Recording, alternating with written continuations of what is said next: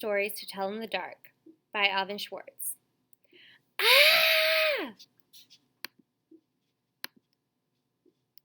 This chapter is filled with jump stories you can use to make your friends jump with fright.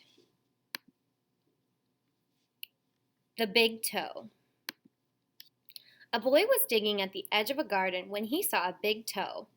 He tried to pick it up, but it was stuck to something. So he gave it a good hard jerk, and it came off in his hand. Then he heard something groan and scamper away. The boy took the toe into the kitchen and showed it to his mother. "It looks nice and plump," she said. "I'll put it in the soup and we'll have it for supper." That night, his father carved the toe into 3 pieces, and they each had a piece. Then they did the dishes, and when it got dark, they went to bed. The boy fell asleep almost at once, but in the middle of the night, a sound awakened him. It was something out in the street. It was a voice, and it was calling to him, "Where's my toe?" It groaned. When the boy heard it, he got very scared. But he thought, "It doesn't know where I am. It'll never find me." But then he heard the voice once more, only now it was closer. "Where is my toe?" It groaned. The boy pulled the blankets over his head and closed his eyes. "I'll go to sleep," he thought. "When I wake up, it will be gone." But soon he heard the back door open, and again he heard the voice. "Where is my toe?" It groaned. Then the boy heard footsteps move through the kitchen and into the dining room, into the living room, into the front hall. Then slowly they climbed the stairs. Closer and closer they came. Soon they were in the upstairs hall. Now they were outside his door. "Where is my toe?" The voice groaned. His door opened, shaking with fear. He listened as the footsteps slowly moved through the dark towards his bed, and then they stopped. "Where is my toe?" The voice groaned. Walk. My uncle was walking down a lonely dirt road one day. He came upon a man who was also walking down that road. The man looked at my uncle, and my uncle looked at the man. The man was scared of my uncle, and my uncle was scared of that man. But they kept on walking, and it began to get dark. The man looked at my uncle, and my uncle looked at the man. The man was very scared of my uncle, and my uncle was very scared of that man. But they kept on walking, and they came to a big wood. It was getting darker, and the man looked at my uncle, and my uncle looked at the man.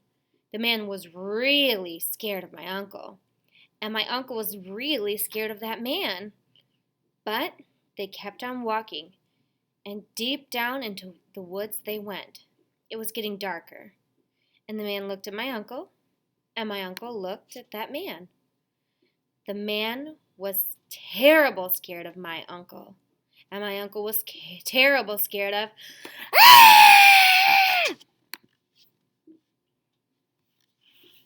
What do you come for? There was an old woman who lived all by herself. She was very lonely. Sitting in the kitchen one night, she said, "Oh, I wish I had some company." No sooner had she spoken than down the chimney tumbled 2 feet from which the flesh had rotted. The woman's eyes bulged with terror. Then 2 legs dropped to the hearth and attached themselves to the feet. Then a body tumbled down, then 2 arms, and a man's head. As the old woman watched, the parts came together into a great, gangling man. The man danced around the room. Faster and faster he went. Then he stopped, and he looked into her eyes. "What do you come for?" she asked in a small voice that shivered and shook. "What do I come for?" he said. "I come for you!"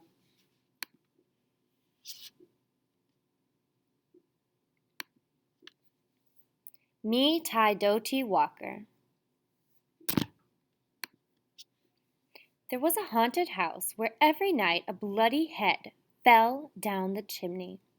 At least that's what people said. So nobody would stay there overnight. Then a rich man offered $200 to whoever who would do it. And this boy said that he would try if he could have his dog with him. So it was all settled. The very next night, the boy went to the house with his dog. To make it more cheerful, he started a fire in the fireplace. Then he sat in front of the fire and waited, and his dog waited with him. For a while, nothing happened. But a little after midnight, he heard someone singing softly and sadly off in the woods. The singing sounded something like this: "Me Tai Doti Walker." "It's just someone singing," the boy told himself, but he was frightened. Then his dog answered the song, softly and sad. It sang, "Lynchy, Kinchy, Collie, Molly, Dingo, Dingo." The boy could not believe his ears. His dog had never uttered a word before. Then, a few minutes later, he heard the singing again. Now it was closer and louder, but the words were still the same. "Me Tai Doti Walker." This time, the boy tried to stop his dog from answering. He was afraid that whoever was singing would hear it and come after them. But the dog paid no attention and sang again, "Lynchy, Kinchy, Collie, Molly, Dolly, Dingo." A half hour later, the boy heard the singing again. Now it was in the backyard, and the song was the same. "Me Tai Doti Walker." Again, the boy tried to keep his dog quiet, but the dog sang out louder than ever, "Lynchy, Kinchy, Collie, Molly, Dingo, Dingo." Soon the boy heard the singing again. Now it was coming down the chimney. "Me Tai Doti Walker." The dog sang right back, "Lynchy, Kinchy, Collie, Molly, Dingo, Dingo." Suddenly, a bloody head fell out of the chimney. It missed the fire and landed right next to the dog. The dog took one look and fell over, dead from fright. The head turned and stared at the boy. Slowly, it opens its mouth and... Ah! Beads. Some say this rhyme doesn't mean anything. Others are not so sure. There was a man who lived in Leeds. He filled his garden full of seeds.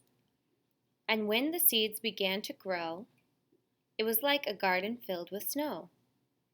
But when the snow began to melt, it was like a ship without a belt. And when the ship began to sail, it was like a bird without a tail. And when the bird began to fly, it was like an eagle in the sky. And when the sky began to roar, it was like a lion at my door. And when the door began to crack, it was like a penknife in my back. And when my back began to bleed, I was dead, dead, dead indeed.